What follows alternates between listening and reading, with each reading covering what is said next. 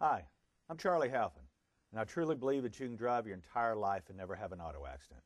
I recently retired from UPS after almost 29 years. I was Fleet Safety Manager, in charge of accident investigation and auto accident prevention worldwide. I've worked several years with the state of Georgia on their Driver Education Commission, dealing with teen drivers and the learning issues they face. Now I devote my time to eliminating auto accidents because to me, it's not rocket science. I believe that all auto accidents can be prevented by just one of the drivers involved, and that's you. It should be your goal to never be in an auto accident because it doesn't matter who's at fault if your best friend is killed when his chest is crushed in an intersection accident where you had the green light, or when your sister's legs are shattered when you run into the car in front of you because they stopped unexpectedly as you changed the radio station, or when your own scalp is ripped from front to back exposing your skull because you weren't wearing your seatbelt. It doesn't matter who's right or wrong. You have to live with the physical and mental damage. In all likelihood, driving will be the most dangerous thing you do in your entire life. Your one moment of distraction may cause the death of several people. It's up to you. You're the driver. To get started, I'd like to introduce two young drivers, Tam and Al, to help explain how you can avoid auto accidents. Driving is a lifelong skill, and the only training you receive is for a short period of time when you're around 16 years old.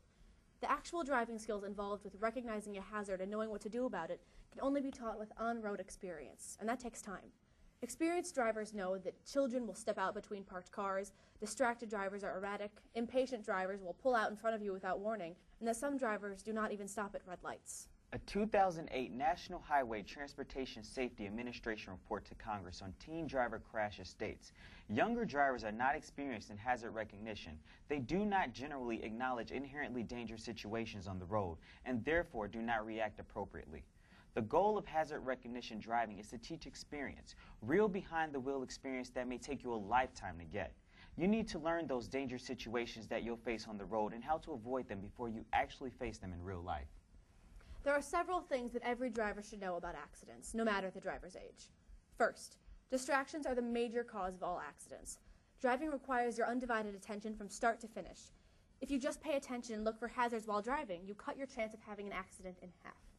Second, the most common accidents are backing and hitting stationary objects. Learn how to handle your vehicle.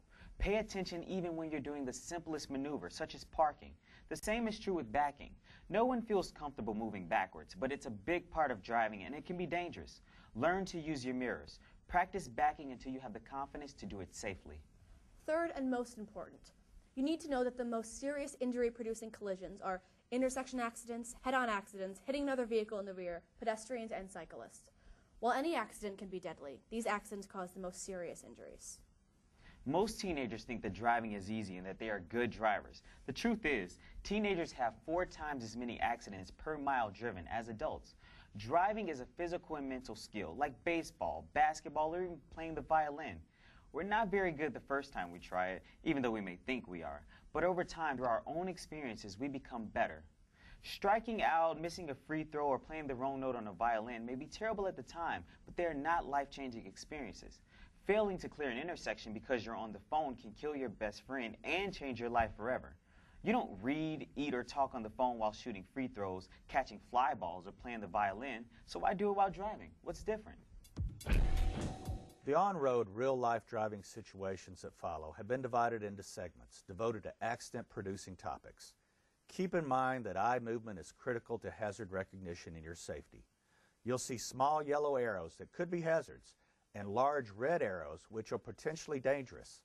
Move your eyes from arrow to arrow, focusing on the most serious hazards, but keep in mind that there is always more than one hazard in every situation.